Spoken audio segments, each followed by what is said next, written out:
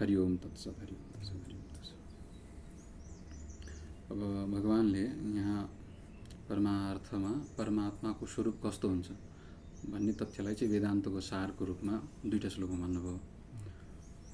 यो चाहिँ न निरोधो न चोत्पत्तिर न बद्धो न च साधक न मुमुक्षुर न वै मुक्तः इत्येषा परमार्थता भनेर एउटा श्लोक आउँछ उपनिषदहरूमा, माण्डुक्य उपनिषदमा पनि र माण्डुक्य कारिकामा विशेष गरी गौडपादाचार्यजीले भन्नुभएको छ र अमृतनाद उपनिषद र अन्य उपनिषदहरूमा पनि यो कुरोलाई बार बार दोहोऱ्याइएको छ। त्यसको तात्पर्य के भने न निरोधो न चोत्पत्तिर, यदि संसारको वास्तविकतालाई हेर्ने हो भने संसार न उत्पन्न हुन्छ न नष्ट नै हुन्छ। त्यसै कारणले यदि संसार छ भने त्यसलाई हटाउनको लागि उपाय पनि गरिन्छ र त्यसलाई हटाउने साधना पनि हुन्छ र मोक्षको इच्छा राख्ने मुमुक्षु पनि हुन्छ र त्यसबाट उठेर गइसकेपछि मुक्त पनि हुन्छ। यदि संसार वास्तवमा छ कि छैन भन्ने यदि विचार गर्ने हो भने उपनिषदले चाहिँ अन्तिममा गएर सत्य तथ्यलाई निर्णय गर्दाखेरि यो चाहिँ अत्यन्त उत्तम कोटिका ज्ञान दृष्टि भएकाहरूको लागि चाहिँ यो उपदेश दिनुभयो भगवानले। त्यो वस्तुत न निरोध छ न उत्पत्ति छ। निरोध मतलब प्रलय। प्रलय कहिले हुन्छ? जगतको उत्पत्ति भयो भने प्रलय हुने भयो। अब प्रलय नै छैन, उत्पत्ति नै छैन, अब संसारै छैन भनेपछि त्यो संसारलाई हटाउनको लागि मुमुक्षु पनि छैन र त्यसको लागि साधन पनि वस्तु त छैन। अब यो मूल तथ्यलाई लिएर, यसै कुरालाई लिएर भगवानले यो दुईटा श्लोकको वर्णन गर्नुभयो। यसैलाई बुझाउनको लागि चाहिँ अर्को एउटा दृष्टान्त पनि दिँदै हुनुहुन्छ। अब यो परमार्थ त परमात्माको नै सारा जगतमा व्याप्ति छ, सबैमा कणकणमा परमात्मा नै व्यापक हुनुहुन्छ भन्ने कुरोलाई बुझाइसकेपछि कसरी बुझ्ने त? हामीले माटोको दृष्टान्त दिएका थियौँ बुझाउनुको लागि, होइन? घैँटोमा माटो व्याप्त छ भनेर। अब यहाँ अर्को दृष्टान्त, अब यो पनि बुझ्नलाई गाह्रो हुन्छ। घैँटोमा माटो छ कि माटोमा घैँटो छ भने यो सिम्पल कुरो बुझ्नु त गाह्रो हुन्छ भनेपछि अब यो संसारको यथास्थितिलाई बुझ्नु त अत्यन्त गाह्रो छ, झनै गाह्रो छ। त्यही भएर भगवानले अलि सजिलो दृष्टान्त लिँदै हुनुहुन्छ। यथाकाशस्थितो नित्यं, यथाकाशस्थितो नित्यं, यथाकाशस्थितो नित्यं, यथाकाशस्थितो नित्यं, यथाकाशस्थितो नित्यं, यथाकाशस्थितो नित्यं, वायुः सर्वत्र गो महान्, वायुः सर्वत्र गो महान्, वायुः सर्वत्र गो महान्, वायुः सर्वत्र गो महान्, तथा सर्वाणि भूतानि, तथा सर्वाणि भूतानि, तथा सर्वाणि भूतानि, तथा सर्वाणि भूतानि मत्स्थानीत्युपधारय, मत्स्थानीत्युपधारय, मत्स्थानीत्युपधारय, मत्स्थानीत्युपधारय, मत्स्थानीत्युपधारय, मत्स्थानीत्युपधारय। परमात्मा चाहिँ ईश्वरको व्याप्ति कसरी छ भन्ने कुरोलाई बुझाउनुको लागि यहाँ आकाशको दृष्टान्त दिँदै हुन्छ। जसरी आकाशमा सारा जगत के छ बसेको छ नि, अब सारा जगत नलिएर यहाँ केवल वायुको एउटा दृष्टान्त दिइन्छ। वायु सबै ठाउँ पुगेको छ, गतिशील छ। अब त्यो गतिशील वायु पनि व्यापक छ। अन्यको अपेक्षा पृथ्वीभन्दा जलको मात्रा बढी छ, जलको भन्दा अग्निको सूक्ष्म रूपमा, यहाँ अग्नि भनेर सर्वत्र अग्नि त हामी देख्दैनौँ, र अग्निको सूक्ष्म रूप इन्धनको मात्रा बढी छ भन्न खोजेको तात्पर्य। र अग्नि भन्दा पनि वायुको मात्रा बढी छ। वायुको हेर्ने हो, वायु नभएको कुनै स्थान त छैन नि त, सर्वत्र वायु पुगेकै छ र त्यो नित्य गतिशील छ। यहाँ सर्वत्र गो महान भनेको छ, सर्वत्र पुगिरहने नित्य गतिशील भइरहने वायुको स्वभाव छ। वायुको गतिशीलता नहुने हो भने संसार ठ्याक्कै रोकिन्छ नि। हाम्रो मोटोले फोक्सोले नै राम्रोसँग काम गर्न सक्दैन। वायु हामीले लिन्छौँ, होइन? यदि गतिशील नहुने हो भने नाकबाट छोडेको वायु यदि तिनै बसिरहने हो भने फेरि वापस त्यही नै कार्बन डाइअक्साइड जान्छ। वायु परमात्माको त्यस्तो किसिमको अब विधान छ कि वायुलाई गतिशील बनाइदिनु भएको छ।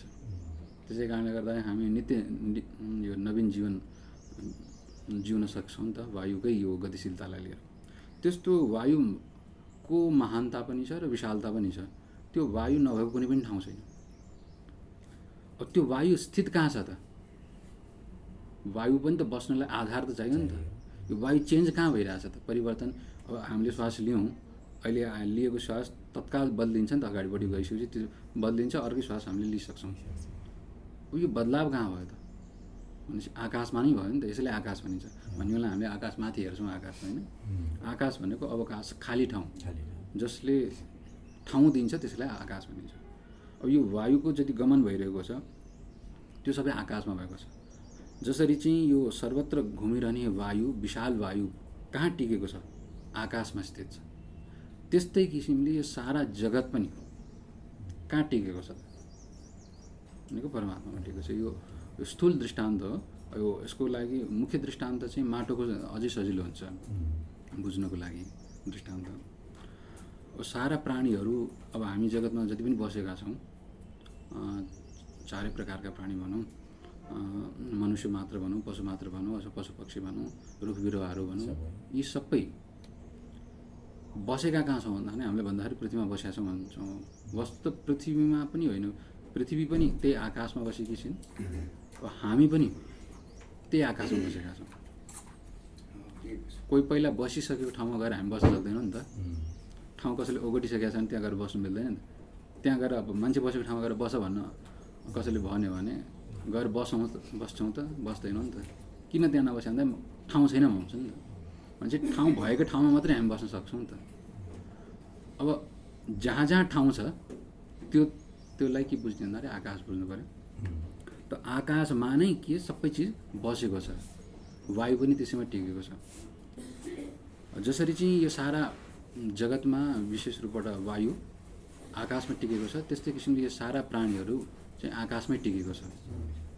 त्यस्तै गरी यो दृष्टान्त दिएको उदाहरण, त्यस्तै गरी यो सारा जगत प्राणी मात्र परमात्मामा नै टिकेको छ भनेर बुझ भनेर यो अर्जुनलाई बुझाउँदै हुनुहुन्छ। पहिला चाहिँ यथार्थको रूपमा भगवान्ले बताउनु भयो, तर दृष्टान्त नदिकन उदाहरण नदिकन बुझ्न गाह्रो हुने भएको हुनाले चाहिँ उदाहरणले चाहिँ आकाशलाई लिएर तिमी बुझ, आकाशमा सारा जगत टिकेको छ, त्यस्तै गरी यी सारा प्राणीहरू पनि ममा नै टिकेको छ भन्ने बुझिन्छ। अब यसलाई अर्को तरिकाले पनि बुझ्न सकिन्छ। आकाशको दृष्टान्त दिनुको पछाडि कारण जसरी आकाशमा निलिमा टिकेको छ, हेर्दाखेरि हामीले आकाश निलो देख्छौँ नि त माथि हेर्दाखेरि। अब त्यो निलिमा खोज्ने हो भने भेटिँदैन। गएर प्लेनमा माथि रकेटमै गयो भने पनि माथि गइसकेपछि 4-5 किलोमिटर माथि गइसकेपछि अँध्यारै देखिन्छ, त्यहाँ निलो देखिँदैन। अब यो निलिमा जसरी कहाँ टिकेको छ भन्दा आकाशमै टिकेको छ, तर त्यसको सत्ता वास्तवमा छ त भन्दाखेरि छैन नि त। त्यस्तै किसिमले यो सारा जगत कहाँ टिकेको छ भन्दाखेरि परमात्मामा नै टिकेको छ। र जगतको सत्ता यदि खोज्न गयौँ भने फेरि भेटिँदैन। अब यसको उदाहरण चाहिँ बार बार त्यही यो बुद्ध भगवान्कै रथको उदाहरण जस्तै बुझ्नुपर्ने हुन्छ नि। उहाँले रथको सत्ता कहाँ छ भनेर खोज्न लगाउनु भएको थियो नि त। आखिर खोज्दा खोज्दा भेटिएन नि त। चक्कामा छ कि घोडामा छ कि चाबुकमा छ कि सारथीमा छ कि रथीमा छ कि सबै चिजलाई छुट्टा छुट्टै केलाउँदाखेरि स्वतन्त्र सत्ता रहँदैन नि त। त्यस्तै जगतको पनि स्थिति, जगत भनेर खोज्दाखेरि जगत के त? जीव जगत हो कि ईश्वर जगत हो कि जीव र जगतको भेद यो जगत हो कि शरीर जगत हो कि मन जगत हो कि? शरीरलाई खोज्ने हो भने पनि शरीर के हो त? खङ्गाल्दाखेरि के भेटिन्छ?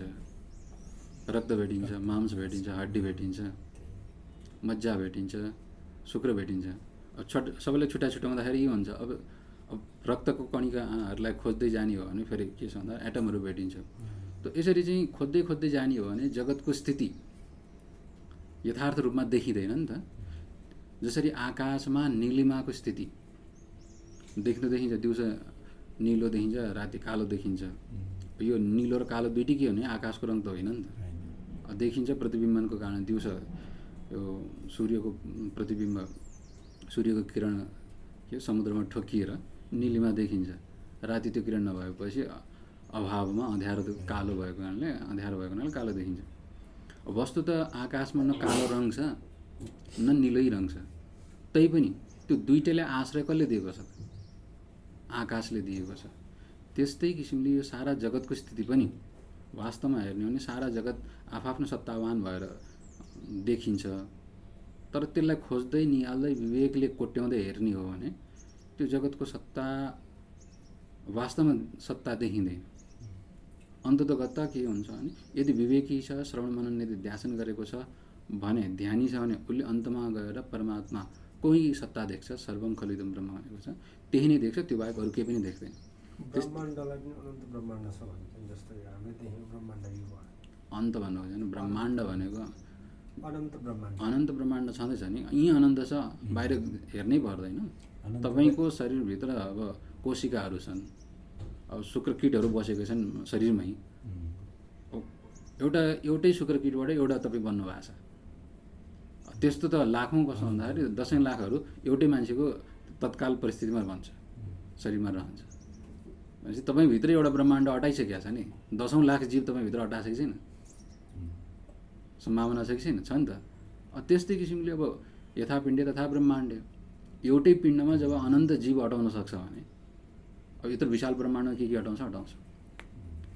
त्यो सारा कहाँ अटाएको छ त? कहाँ टिकेको छ भन्दाखेरि त्यसलाई परमात्मामा टिकेको छ। तिमी जान परमात्माको स्वरूपलाई बुझ्नको लागि यसरी चाहिँ चिन्तन मनन गर भन्न खोजेको तात्पर्य।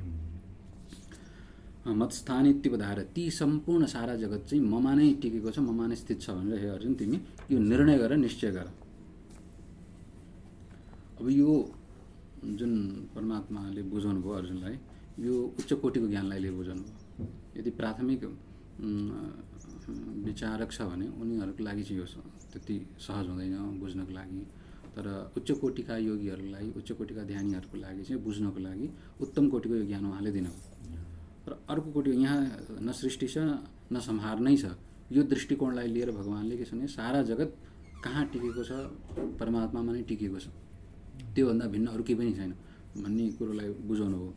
र अब अर्को स्टेपलाई लिएर अर्जुनले यो कुरोलाई अलि राम्रोसँग नबुझेको जस्तो देख्नु हो होला भगवान्ले, अथवा अर्जुनले नबुझ्ने कुरै आउँदैन, भगवान्ले सम्झाइसकेपछि अर्जुनले बुझेन भन्नु त सुहाउँदैन, यो त हाम्रो मूर्खता मात्रै हुन्छ।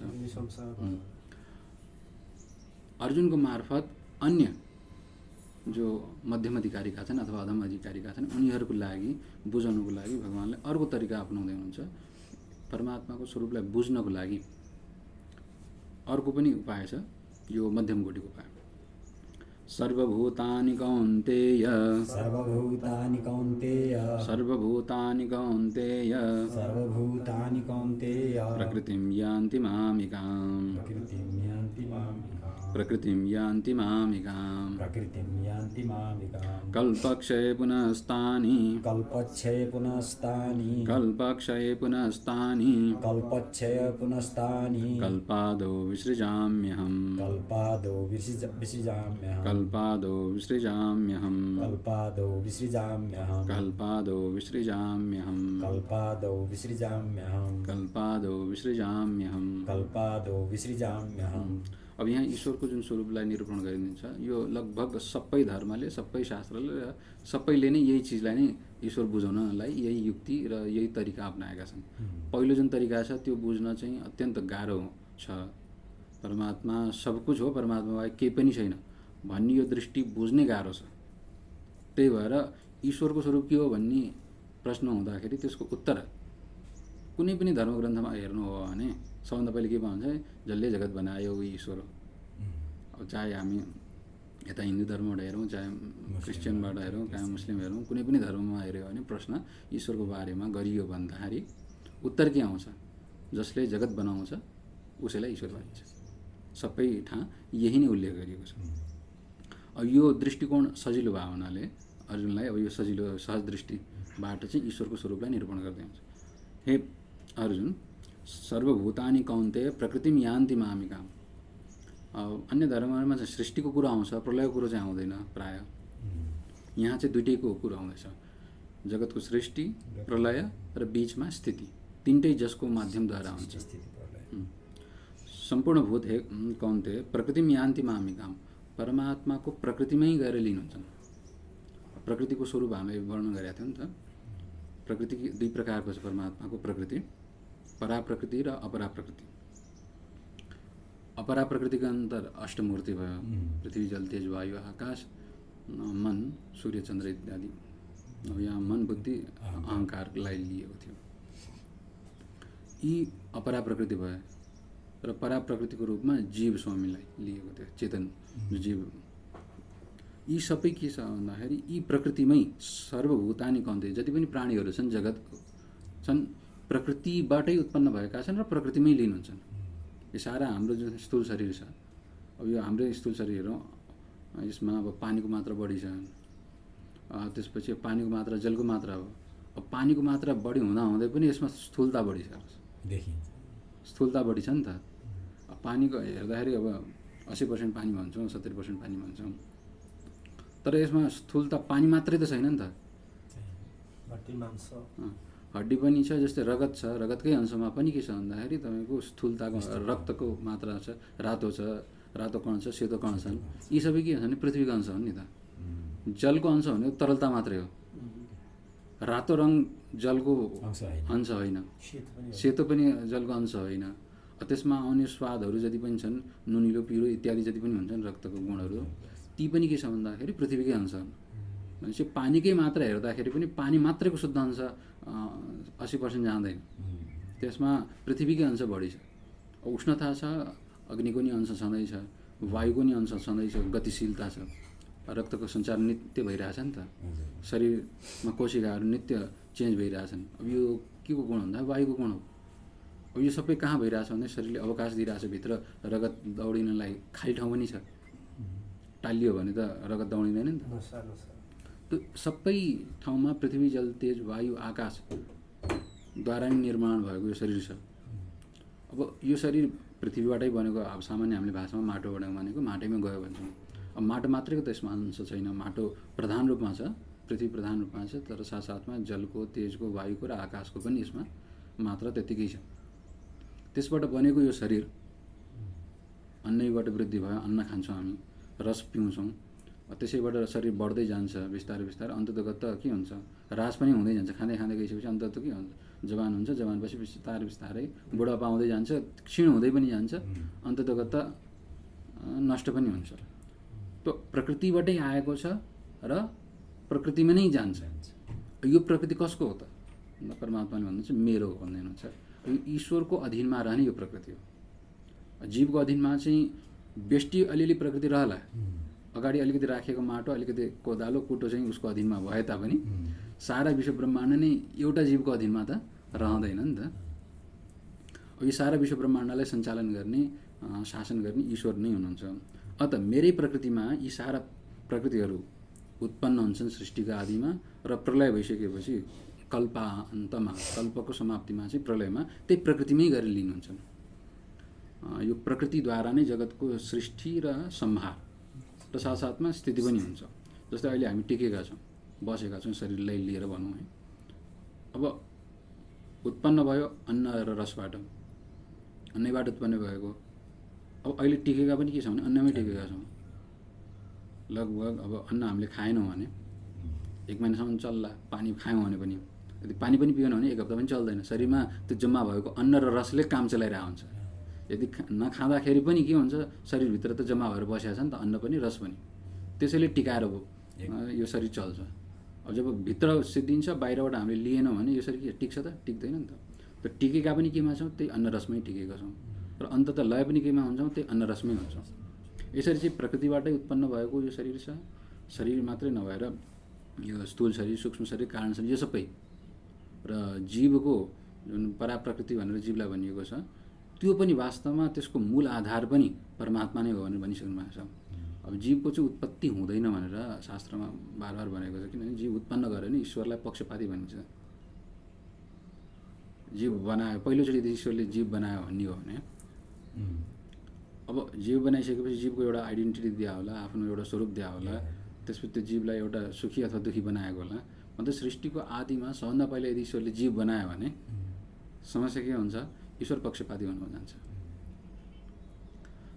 अब पहिलोचोटि कसैलाई सुखी बनायो, पहिलोचोटि कसैलाई दुखी बनायो भने त्यसलाई सुखी नै किन बनायो र त्यसलाई किन दुखी नै बनायो, अथवा त्यस्तो किसिमको सोच विचार नै उसमा किन हाल्यो त पहिलोचोटि? यो प्रश्नको उत्तर खोज्न जाँदाखेरि चाहिँ फेरि शास्त्रहरूले वैषम्य नैर्घृण्यात् भन्ने एउटा ब्रह्मसूत्रमा छ। विषमता आउँछ र निर्दयता आउँछ ईश्वरमा, यदि सृष्टिको आदि मानिए, यदि जीवको उत्पत्ति मानियो भने अवस्था हेरेर आउने अवस्था यदि जीव उत्पन्न भयो भन्ने मानियो भने शरीर त उत्पन्न हुन्छ तर यो शरीरमा जुन जीव आयो त्यो पनि उत्पन्न भयो भन्ने मानियो भने ईश्वरमा के दोष आउँछ? वैषम्य नैर्घण्य दोष आउँछ, विषमताको र निर्दयताको।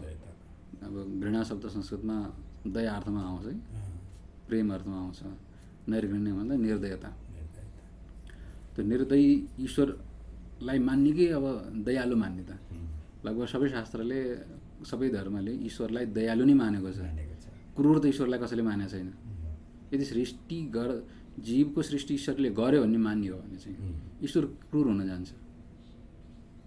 त्यही भएर जीवलाई अनादि मानेको छ। यो अनादिकालदेखि यसको सुरुवातै छैन। जीव कहिले सुरु भयो भने यसको सुरुवात छैन। त्यो बेलादेखि नै के भइरहेछ? जीव, ईश्वर र जीवमा कुनै अन्तर छैन, तर ईश्वर र जीवको बिचमा जुन अहङ्कारको अथवा मायाको जुन पर्दा छ त्यो अनादिकालदेखि चलिआएको छ। त्यो रहन्जेलसम्म जीव र ईश्वरको भेद भयो। त्यसै कारणले गर्दाखेरि जीव यो अनादिकालदेखि नै यसरी नै आफ्नो कर्मको भोग, आफैले गरेका कर्महरूको भोग्दै अहिलेसम्म दुखी हुँदै सुखी हुँदै आइरहेको छ। त्यही अनुसार ईश्वरले के गर्छन्? उसले गरेका कर्मअनुसार ईश्वरले फल दिन्छन्। ईश्वरको त्यति काम।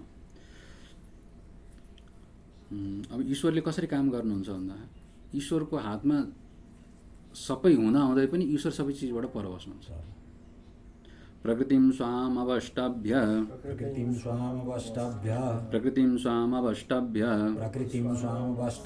विसृजामि पुनः पुनः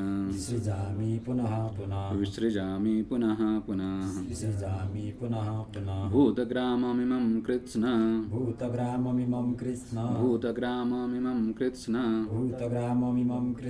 मवसं प्रकृतेर्वशात्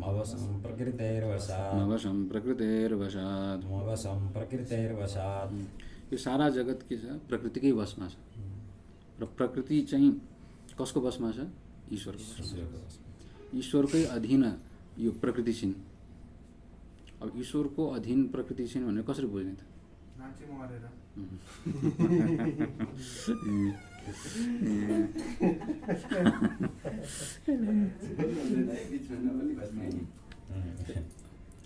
प्रकृतिको अधीनमा यो सारा जगत छ। प्रकृति भनेको प्रत्येक जीवको अथवा प्रत्येक वस्तुहरूको आफ्नो स्वभाव छ। त्यही अनुसार जस्तै अब स्थूल शरीरको आफ्नो स्वभाव छ, प्राणको आफ्नो शरीर स्वभाव छ, मनको आफ्नो स्वभाव छ। त्यही स्वभाव अनुसार नै जीव चलिरहेछ, जगत चलिरहेछ। अब पृथ्वीको आफ्नो स्थूलताको स्वभाव छ, कठोरताको स्वभाव छ, जलको तरलताको स्वभाव छ, अग्निको उष्णता स्वभाव छ, वायुको गतिमान स्वभाव छ, आकाशको अवकाश दिने स्वभाव छ। यो स्वभावलाई कसैले रोक्न त सक्दैन नि त। प्राणको भोक प्यासको स्वभाव छ। यो स्वभाव के छ? प्रकृतिले नै दिएको छ। यसरी चाहिँ यही प्रकृतिकै अधीनमा नै सारा जगत बसेको छ। भूतग्रामम, सम्पूर्ण प्राणीहरूको जो समुदाय छ, सारा जगत नै। इमम कृत्स्नम, यो सारा जगत के छ? अवश्यम, जबरजस्ती प्रकृतिकै वशमा बसेको छ। चाहेर पनि अब स्थूल शरीर धारण गरेको छ, भोक नलागोस् भनेर जतिसुकै चाहे पनि प्राण रहन्जेलसम्म भोक प्यासले यो शरीरलाई सताउँछ। अब सत्ययुगमा पनि भोक लाग्थ्यो, तर त्यसमा चाहिँ वायुले काम चल्थ्यो। वायु भक्षण गरेर नि शरीर सत्ययुगमा चल्न सक्थ्यो। त्यसको अब एउटा कारण के देख्छ भन्दाखेरि अब सृष्टिको आदिमा अक्सिजनको पर्याप्त मात्रा भएको हुनाले हाम्रो छालाको विकास पनि त्यसरी भएको थियो कि त्यसैबाट अक्सिजन सोच्न सक्थ्यो त्यो पूर्वको स्थितिमा। अब अहिले चाहिँ हाम्रो फोक्सोबाटै, नाकबाट फोक्सोमा जान्छ, फोक्सोबाट त्यो मिनरल्सहरूलाई अथवा लिनु पऱ्यो भने पेटमा जान्छ नि, यो विभाग भएको छ। सत्ययुगमा त्यो उत्कृष्टता भएको हुनाले, शुद्धताको मापदण्ड अत्यन्त उत्तम भएको हुनाले बाहिरी पनि शुद्ध थियो, शरीर पनि शुद्ध थियो। त्यसै कारणले शरीरका अवयवहरूले नै अक्सिजन पनि पर्याप्त रूपमा भएको हुनाले लिन सक्थ्यो र वायुमा त्यति मिनरल्सहरू थियो, त्यसैबाट पनि काम चल्न सक्थ्यो। अब यो कसले अब साइन्टिफिकली भन्नुपर्दा अब अहिले चाहिँ अब वायुको मात्रामा पनि अक्सिजन अब हेर्ने हो भने धेरै छैन नि त। धुलो धुवाँका मात्राहरू छन्, नाइट्रोजनको मात्रा बढी छ अक्सिजनको त होइन, प्रदूषित त छँदैछन्। शुद्धै अब जङ्गलै गए पनि त्यसमा 100% अक्सिजन त हुँदैन नि त। नाइट्रोजनको मात्रा नै बढी छ, अक्सिजन कम मात्रामै हुन्छ। त्यसै कारणले गर्दाखेरि अब प्रकृतिकै अधीनमा सारा जगत छ, चाहे अहिलेको कलियुग होस् चाहे सत्ययुग नै किन नहोस्, सत्ययुगमा पनि प्रकृतिकै अधीन सारा ऋषिमुनिहरू हुनुहुन्थ्यो। शरीर थियो, शरीर लागेपछि भोक प्यास उहाँहरूलाई पनि लाग्थ्यो। त्यसको उपाय अलग उहाँहरूले गर्नुहुन्थ्यो। अब अहिले हामीले चाहिँ अब साक्षात् अन्न नै ग्रहण गर्नुपर्छ, त्यो बिना अरू उपाय छैन। त्यो प्रकृतिकै अधीन सारा जगत रहेको छ र त्यो प्रकृति चाहिँ मेरो अधीन छ। हेर्छन्, प्रकृतिम स्वाम अवष्टभ्य, आफ्नो प्रकृतिलाई आफ्नो अधीनमा राखेर चाहिँ परमात्माले नै जगतको बारम्बार सृष्टि गरिरहनुहुन्छ र त्यसको लय पनि गरिरहनुहुन्छ। अब यसलाई बुझ्दाखेरि चाहिँ पहिला परमात्मालाई अभिन्न निमित्तोपादानको रूपमा प्रस्तुत गरिएको थियो। प्रकृति परमात्माभन्दा भिन्न छँदै छैन। त्यो दृष्टिकोणलाई राखेर परमात्मैबाट सारा जगत उत्पन्न हुन्छ, परमात्मा नै स्थित हुन्छ, त्यो हिसाबले भनियो। अब चाहिँ यहाँ परमात्मालाई निमित्त कारणको रूपमा प्रस्तुत गरिँदैछ। यो बुझ्न सजिलो हुन्छ नि, त परमात्मा नै उपादान कारण पनि हो र परमात्मा नै निमित्त कारण पनि हो भन्ने बुझ्न अलिक गाह्रो छ। जस्तै कुमालेले घैँटो बनाउँछ भन्न बुझ्न सजिलो छ नि त। कुमाले नै घैँटो बन्छ, कुमाले नै घैँटो बनाउँछ भन्यो भने यो कुरो बुझिन्छ त? बुझिँदैन नि त। अब कुमाले निमित्त जो वस्तु उत्पन्न हुन्छ त्योभन्दा भिन्न यदि कर्ता रह्यो भने त्यसलाई निमित्त कारण भनिन्छ। कुमालेले घैँटो बनाउँछ, त्यो घैँटोभन्दा कुमाले भिन्न हुन्छ। टाढै बसेर उसले माटोलाई मुछी गरी घैँटो बनाउँछ। त्यही दृष्टिकोणलाई राखेर बुझाउनको लागि परमात्माले आफ्नो निमित्त कारणतालाई बताउँदै हुनुहुन्छ। प्रकृतिद्वारा नै यो सारा जगत बनेको छ। प्रकृतिको स्वरूप के छ? सत्वगुण, रजोगुण र तमोगुण छ। त्यही सत्व रज तमोगुणमा विषमता आइसकेपछि महतत्व, महतत्वबाट अहङ्कार, अहङ्कारबाट पञ्चतन मात्रा र पञ्चतन मात्राबाट पञ्चमहाभूतको सृष्टि बताइएको छ सांख्य प्रक्रिया अनुसार। अब सृष्टिको क्रममा चाहिँ वेदान्तीलाई आग्रह छैन यसमा। कहीँ कुनै प्रक्रियाले बनाएको छ, कहीँ कुनै प्रक्रियाले बनाएको छ। अन्ततोगत्ता मूल प्रकृतिबाटै सारा जगत बनेको छ। त्यो बनाउने प्रक्रियामा सबैको आफ्नो दृष्टिकोण होला, त्यो अलग कुरो। जसको जहाँ जहाँ बुद्धि भ्याउँछ त्यहाँ त्यहाँ मान्दा हुन्छ, केही फरक पर्दैन। किनभने सृष्टिलाई बताउनु यहाँ मूल तात्पर्य होइन। सृष्टिको मूलमा के छ र त्यो कहाँबाट प्रस्तुत भयो, कहाँबाट प्रारम्भ भयो, त्यसैलाई नै बताउनु यहाँ मुख्य भएको हुनाले चाहिँ त्यसैको यहाँ निरूपण गरिन्छ। अब यो सारा जगत बनाउने र बिगार्ने पनि को हुनुहुन्छ भन्दाखेरि परमात्मा नै हुनुहुन्छ। उहाँकै उपस्थितिमा सारा जगत प्रकृतिबाट उत्पन्न हुन्छ र प्रकृतिमा नै लय हुन्छ। तैपनि यो सबै हुँदाहुँदै पनि परमात्मालाई दोष लाग्छ कि लाग्दैन? हामीले कसैलाई कुटपिट गरिदियौँ भने त्यसको दण्ड भोग्नुपर्ने हुन्छ। राम्रो गर्यो भने शुभ हुन्छ, नराम्रो गर्यो भने अशुभ हुन्छ। त्यसको फल भोक्ता हुन्छौँ नि त। त्यसले हामीलाई असर गर्छ, बाँधिदिन्छ। कुनै राम्रो गर्छ भने त्यो हामीमाथि अभिमान आउँछ, मैले राम्रो गरेँ भन्ने एउटा अहङ्कार हुन्छ। नराम्रो भयो भने नराम्रो भयो भने खेद हुन्छ। त्यसले पछ्याइरहन्छ जीवन। यदि सरकारले दण्ड दिन्छ, यदि दिएन भने पनि त्यो भित्रभित्र आफूलाई नै त्यसले कुहाइरहन्छ। त्यो कर्मको विचित्र किसिमको लीला छ।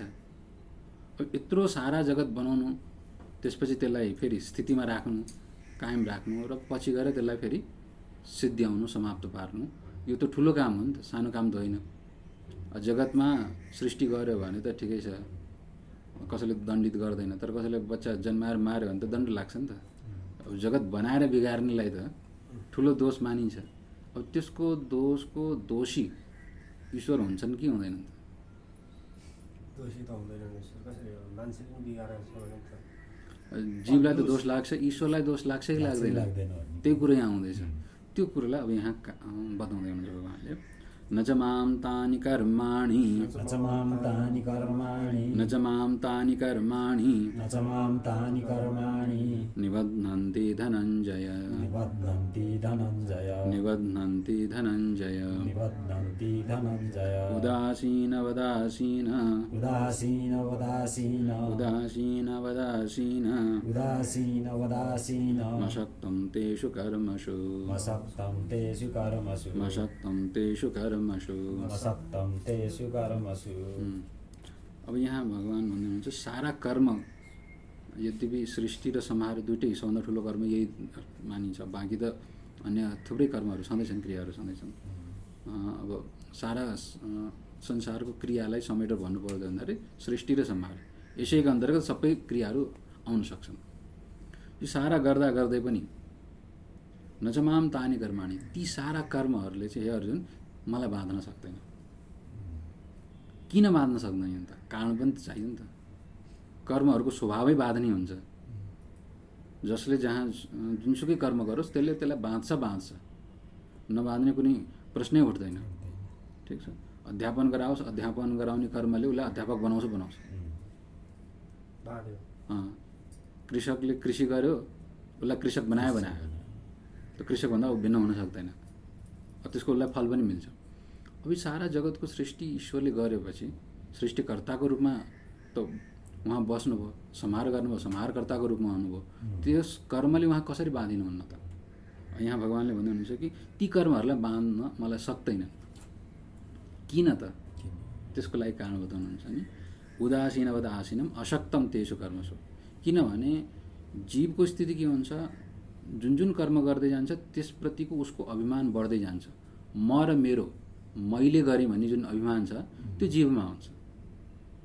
अत त्यो कर्ममा आसक्त हुन्छ र फल दृष्टिकोणमा राखेर उसले गरिरहेको हुन्छ। मैले यो उद्देश्यले, यो प्रयोजनले गर्छु, मैले गरेँ भन्ने भावले नै कर्म गरेको हुनाले त्यसैले बाँध्ने हो। त उदासीनवद आसीन, उदासीन चाहिँ म आसीन भएको हुनाले चाहिँ र आसक्ति रहित भएको कारणले गर्दा, यहाँ दुईटा कारण, उदासीन छु र आसक्ति रहित छु। अत कर्मले बाँध्न सक्दैन।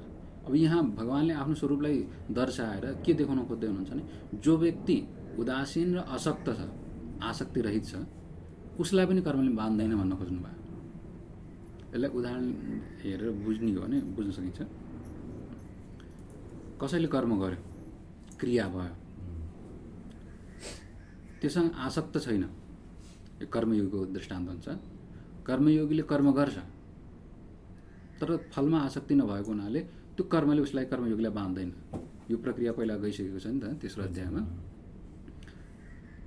जस्तै कुनै आशा छैन, केही त कसैले सेवा गर्यो होइन, कसैले यो बाटोमा झाडु लगायो, मन्दिरमा गएर सेवा गर्यो, यदि त्यहाँ कुनै किसिमको आशा प्रतिफलको छैन भने उसलाई त्यो गरेको कर्मले कुनै पनि प्रकारले बन्धन गर्दैन।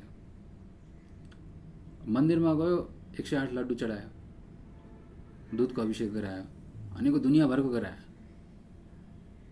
र उसको मनमा कुनै फलको आशा थियो, कुनै काम बनाउनुको लागि होइन, पुत्र प्राप्तिको लागि, शत्रुको मारणको लागि, अब उसको जस्तो किसिमको कामना छ त्यही अनुसार उसले त्यहाँ गएर आराधना गर्यो र फल पाएन भने पछि गाली गर्छ। किन भन्दाखेरि कर्मले उसलाई बाँधेको छ नि त, आसक्ति छ, फलमा उसको दृष्टिकोण छ। त्यसै कारणले गर्दाखेरि उसले जुन कर्म गर्यो त्यो कर्मले उसलाई बाँधिसकेको छ। फलको आशामा उसले कर्म गर्यो, त आशाले पनि बाँध्यो, कर्मले पनि बाँध्यो। आशाले गर्दाखेरि उसले कर्म गर्यो, कर्म गरेको अनुसार फल नमिलेपछि के छ भन्दाखेरि उसले गरेको कर्मलाई नै के छ भन्दाखेरि गलत भन्न थाल्यो, यो कर्म बन्धन भयो। यो आसक्तिको कारणले गर्दाखेरि अब त्यही फलको आसक्ति नभइकन ठिक छ गरेको छु तर कसैले कुनै पनि प्रकारको फलको कामना छैन भन्ने हिसाबले गऱ्यो भने त्यो कर्मले फेरि उसलाई बाँध्दैन नि त, उसलाई कष्ट पनि हुँदैन, खेद पनि हुँदैन। त कुनै पनि प्रकारले कर्मद्वारा खेद हुँदैन, कष्ट हुँदैन, त्यसको पश्चाताप हुँदैन, हर्ष पनि हुँदैन, दुःख पनि हुँदैन भने त्यो बन्धन रहित कर्म हुन्छ नि। त आसक्ति रहित भएकालाई चाहिँ कर्मले त्यसरी बाँध्न सक्दैन। अब ईश्वर त सर्वथा निर्लेप हुनुहुन्छ, कुनै पनि कर्मले उहाँलाई बाँध्न सक्दैन। त निर्लेप भएको हुनाले कुनै पनि उहाँलाई कुनै आशा छ त जीवले मेरो आराधना गरिदियोस्, जगत बनिसकेपछि त्यो सारा जगतले मेरो पूजा गरिदियोस् भन्ने ईश्वरलाई कुनै कामना छ त? छैन नि त। जीवले किन बनाइदियो भने जगत, यो ईश्वरले जगत बनाउनुको पछाडि कारण के छ? सारा जीवले कर्म गरेका छन्, त्यो कर्मको फल नभोगिकन उनीहरू कर्म समाप्त हुँदैन। अत कर्मफल भोगाउनको लागि उहाँले एउटा प्लेटफर्म जगत बनाइदिनु हो। त्यसैमा पूर्वको कर्म उनीहरू भोग्छन्, त्यो भोग्दा फेरि नयाँ कर्म गर्छन्। नयाँ अब भोग्दा दिक्क हुन्छन् जीव पनि। संसारमा मान्यो एउटै जीव 1000 वर्ष लाख वर्ष बाँच्यो भने बाँच्न सक्छ त? अब 100 वर्ष बाँच्न अब मान्छे कति परेशान छ। यदि रात्रि नै नहुने हो भने पनि, सुसुप्ति नै नहुने हो भने दिनभरको क्रियाकलापले मान्छे त्यतिकै तनावग्रस्त छ, दुःखी छ, कष्ट छ, त्यसलाई विश्रान्ति दिन के गर्नुहुन्छ? रात्रि बनाइदिनु भएको छ, सुत्छ आनन्दसँग, कमसेकम केही क्षणको लागि विश्रान्ति भयो नि त हुन्छ संसारको जन्जालबाट। फेरि जाग्छ, फेरि जगतको जस्ता तस्तै सुरु हुन्छ। त्यस्तै यो सृष्टि र संहार पनि त्यस्तै हो।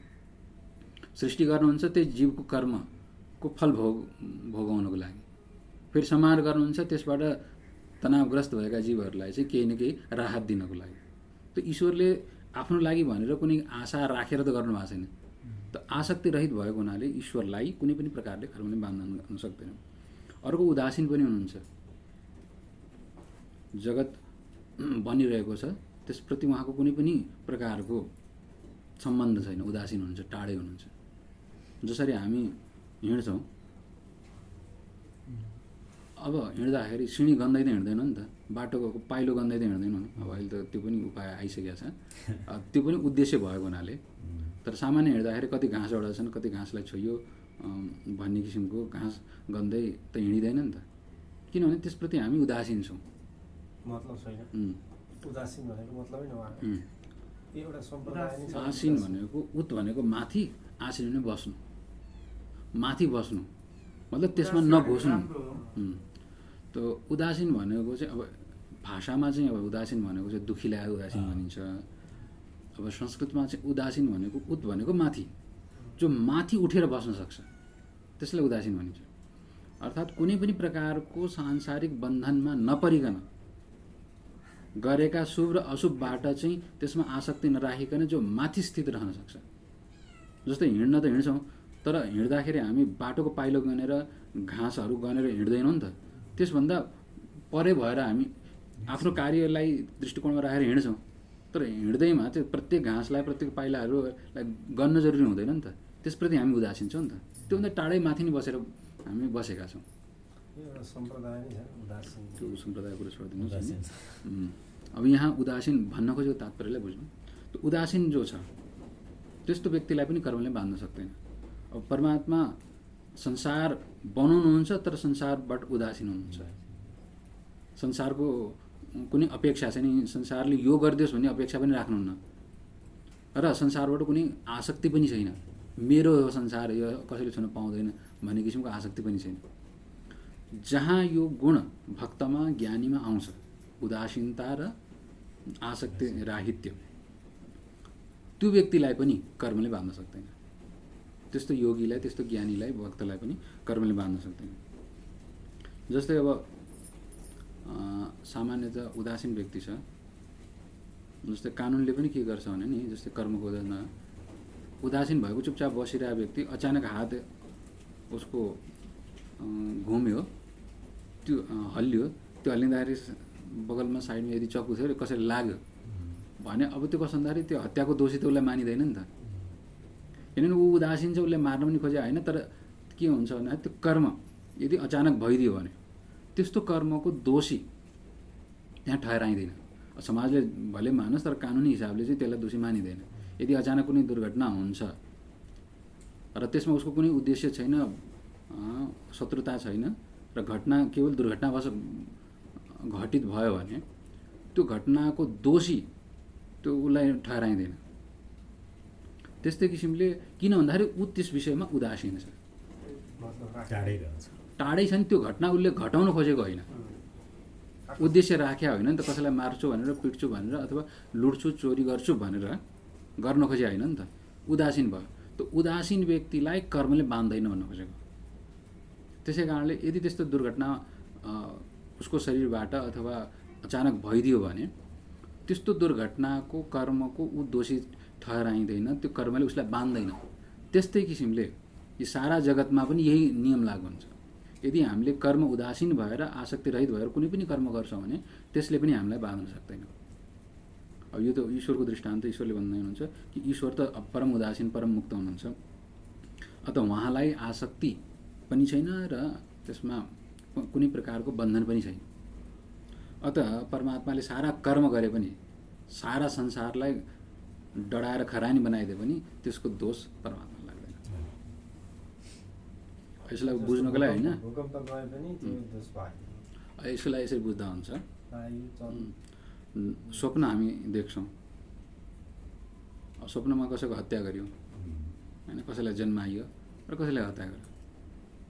जागिसकेपछि अब त्यहाँ गरेको हत्याको अथवा त्यहाँ गरेका कर्मको दोषी के हामी आफै हुन्छौँ त?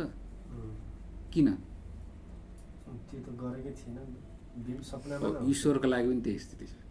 ईश्वर सारा जगतबाट निर्लेप हुनुहुन्छ। ईश्वरको लागि यो सारा जगत माया मात्रै हो। त्यसै कारणले उहाँले सारा सृष्टि पनि गर्नुहुन्छ, संहार पनि गर्नुहुन्छ। स्वप्न बनायो कसले? हामीले जुन देख्छौँ स्वप्न, त्यो बनाएको पनि कसले? हामीले हो। त्यसलाई सिद्ध्याउने पनि को हो? हामी नै हो। त्यो स्वप्न बनाउँदैमा र स्वप्न संहार गर्दैमा त्यसको अब दोषी हामीलाई मानिन्छ त?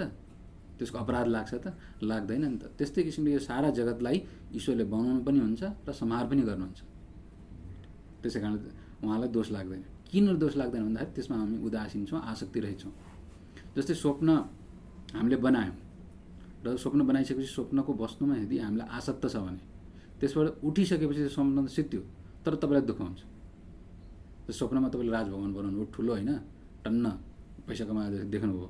त्यसपछि जागिसकेपछि तपाईँको गरिबी स्थिति त्यही देख्नुभयो भने उठिसकेपछि तपाईँलाई दुःख हुन्छ। किन हुन्छ त? आसक्ति भएर।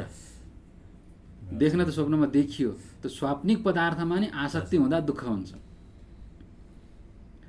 ठिक, ईश्वरलाई जगतको आसक्ति छैन। त्यसै कारणले त्यसको सृष्टि र संहार दुइटैबाट उहाँलाई कुनै पनि प्रकारको प्रभाव बन्धन हुँदैन।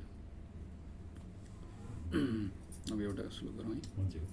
मयाध्यक्षेण प्रकृतिः मयाध्यक्षेण प्रकृतिः मयाध्यक्षेण प्रकृतिः मयाध्यक्षेण प्रकृतिः मयाध्यक्षेण प्रकृतिः मयाध्यक्षेण प्रकृतिः सूयते सचराचरम् सूयते सचराचरम् सूयते सचराचरम् सूयते सचराचरम् सूयते सचराचरम् सूयते सचराचरम् हेतुनानेन कौन्तेय हेतुनानेन कौन्तेय हेतुनानेन कौन्तेय हेतुनानेन कौन्तेय जगद्विपरिवर्तते जगद्विपरिवर्तते जगद्विपरिवर्तते जगद्विपरिवर्तते जगद्विपरिवर्तते जगद्विपरिवर्तते। अब सारा जगत परमात्माले बनाए तापनि केवल परमात्मा अध्यक्ष रूपमा मात्रै उपस्थित हुनुहुन्छ। जसरी राजाको उपस्थितिमा सैनिकहरू लड्छन्, भिड्छन्, मर्छन् होइन, तर अब युद्ध लड्ने को हो त भन्दाखेरि सेना हो। तर भन्ने बेला त्यसको जय पराजय कसलाई जान्छ? राजालाई जान्छ नि त। कसले युद्ध लड्यो भने राजाले लड्यो भन्छौँ नि त। काम त्यहाँ सैनिकले गरे हुन्छ, तर त्यसको अध्यक्षता कसले गरेको हुन्छ? राजाले गरेको हुन्छ नि त। त्यसै कारणले गर्दाखेरि उसको अध्यक्षतामा सैनिक लडाइँ गर्छन्। त्यस्तै किसिमले ईश्वरको अध्यक्षतामा, उहाँको उपस्थितिमा, उहाँको देखरेखमा नै के गर्छन्? प्रकृतिले जगतलाई सारा बनाउने र बिगार्ने काम गर्छन्। जगत बनाउने जस्तै अब कुमालेको अध्यक्षतामा माटोले नै के बनाउँछ? घैँटो बनाउँछ। ठिक, र बिगार्ने पनि को हुन्छ भन्दाखेरि माटो नै हुन्छ। अब यहाँ चाहिँ बिगार्ने माटो कसरी हुन्छ भन्दाखेरि काल परिणाम भइसकेपछि बिस्तारै बिस्तारै त्यो खिँदै जान्छ होइन, बिस्तारै धेरै पुरानो भएपछि आफै खिन्छ, नष्ट हुन्छ। अब त्यो पनि के छ भन्दाखेरि माटैले गर्दाखेरि भयो नि त। माटोमा त्यो कालको परिणाम यदि नहुने भयो भने माटो बिग्रिँदैन थियो, घैँटो फुट्दैन थियो। अब यहाँ त कुमाले माटो भिन्न भिन्नै छ, काल छुट्टा छुट्टै चिज छ नि त। अब जगतको सृष्टि गर्दाखेरि प्रकृतिभन्दा भिन्न अरू केही चिजै छैन। एक ईश्वर हुनुहुन्छ, अर्को माया प्रकृति छिन्। त्यही प्रकृतिले कसरी काम गर्छिन्? प्रकृति जड पदार्थ, जड स्वयंले केही गर्न सक्दैनन्। त्यसको लागि के छ भने चेतनको उपस्थिति चाहिन्छ। जसरी अब चुम्बकको उपस्थितिमा यो पङ्खा घुम्छ नि त, विद्युतको उपस्थितिमा बिजुली आइसकेपछि के हुन्छ? पङ्खा घुम्छ। अब बिजुलीले पनि के त्यहाँभित्र चुम्बकै बनाउने हो होइन, चुम्बकले गर्दाखेरि फलाम के हो? फनफनी घुम्ने हो। त्यो चुम्बकको उपस्थितिमा फलाममा गति हुन्छ, चेतनको उपस्थितिमा नै के छ भने प्रकृतिमा गति हुन्छ। अत त्यही प्रकृतिले के गर्छ नि? सारा जगत बनाउने र बिगार्ने काम गर्छ। त मया दक्षिण प्रकृति सूयते सचराचरम। सारा जगतलाई चाहिँ अब यो सृष्टि कसरी भयो भन्ने यहाँ प्रक्रिया बुझाउन खोजिरहनु भएको छ। यसलाई बुझाउनुको पछाडि कारण के हो? सारा जगत के हो? प्रकृति हो। त्यो प्रकृति कसको अधीन छ? ईश्वरको अधीन छ। र ईश्वरको स्वरूप कस्तो छ भनेर यो क्रमबद्ध बुझाउनुको लागि यसरी चाहिँ एउटा एउटा एउटा गरेर यहाँ भगवान्ले बुझाउँदै हुनुहुन्छ। त्यो मयाध्यक्षेण, परमात्माको अध्यक्षतामा नै प्रकृतिले यो सारा जगत, चाहे यो चर जगत होस् चाहे अचर जगत होस्, चर यो गतिशील जगत र अचर मतलब नचल्ने, चर भनेको जो गतिमान छन्, गतिमान भएका जति छन्, र गति रहित जति पनि पदार्थ छन् जगतमा, दुईटै पदार्थ छन्। कोही गतिशील छन्, कोही गतिहीन छन्। यी दुवै प्रकारका जगतलाई नै प्रकृतिले बनाएकी छिन्, कसको अध्यक्षतामा? त चेतनको उपस्थितिमा नै यो जगत बन्न सक्दछ। जस्तै अब यो स्थूल शरीर नै हेरौँ, यदि यसबाट चेतन अलगिने हो भने यो चेतन यो शरीर के बढ्न सक्छ त, हुर्किन सक्छ त? यदि जन्मिने बित्तिकै बच्चा यदि जीव त्यहाँबाट चेतन हट्ने हो भने त्यो शरीर बढ्न सक्छ त? सक्दैन नि त। जब एउटा सानो चिजमा त त्यो स्थिति छ भने, अब हामीले हेर्दाखेरि चाहिँ यो टेबल इत्यादि जगत पहाडहरू हेर्दा जड जस्तै देख्छौँ, तर वस्तु त्यहाँ पनि चेतनको उपस्थिति छ। त्यसै कारणले गर्दाखेरि यो जड पनि नित्य परिवर्तन भइरहेछ। पहाडहरू घट्ने बढ्ने भइरहेको हुन्छ है, ढुङ्गाहरू पनि त्यसको साइजहरू पनि बदलिरहेको हुन्छ। यो प्रत्येक चिजमा यो परिवर्तन भइ नै रहेको छ। यो चेतनको उपस्थितिमा नै प्रकृतिको परिवर्तन हो। तर त्यो महसुस हुँदैन, लामो समयमा हुन्छ। पृथ्वीको पनि परिवर्तन अब अहिले सेटेलाइट लगाएर होइन फोटो खिचिरहेछ, 10-10 वर्षको अन्तरालमा पृथ्वीको आकारै बदलिरहेछ होइन, स्वरूप नै बदलिरहेछ। अब अहिले त्यो अनुभव भइरहेछ, पहाडहरू बदलिरहेछन्, ठिक छ। अब एक समय सबै चिज बदलिने हुन्छ। यो सबै के भने चेतनको उपस्थितिमा नै यो जडमा बदलाव छ। जड भनेकै के छ भन्दाखेरि जो हल्लिन सक्दैन त्यसैलाई जड भनिन्छ, तर त्यही नै हल्लिरहेछ।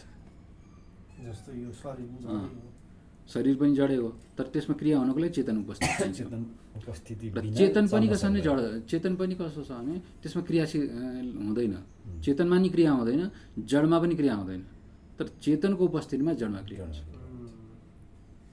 यसरी चाहिँ परमात्माको उपस्थितिबाटै, चेतनको उपस्थितिबाटै यो प्रकृतिले नै सारा जगत बनाइरहेकी छिन्।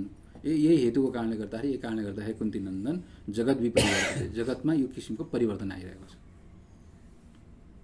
त यो ईश्वरको बडा दिव्य लीला छ। यहाँ अध्यक्ष शब्दको प्रयोग गर्नु भएको छ। अध्यक्ष भने अधि अक्ष, आँखाको अगाडि जो उभिन्छ त्यसलाई अध्यक्ष भनिन्छ कि। अधि भनेको माथि अथवा अगाडि। हाम्रो यता प्रयोग गर्ने अध्यक्ष पनि त्यहीँबाट आयो। त्यसैबाट आएको, जो ठिक अगाडि उभिन्छ नि, अगाडि रेखदेख गरेर निर्देश गरेर कार्य लगाउँछ। अक्ष भनेको आँखा भनिन्छ, इन्द्रियलाई भनिन्छ। इन्द्रियको अगाडि जो उभिन्छ, सामने जो उभिन्छ। अब आँखा भन्नाले अक्ष भनेको आँखा मात्रै नभएर सबै इन्द्रियहरू, इन्द्रियले के देखाउँछ भने कार्यकर्ता जताउँछ। काम गर्ने त हो नि, इन्द्रिय भने काम गर्ने हो, काम गर्ने क्षमता भएकोलाई इन्द्रिय भनिन्छ।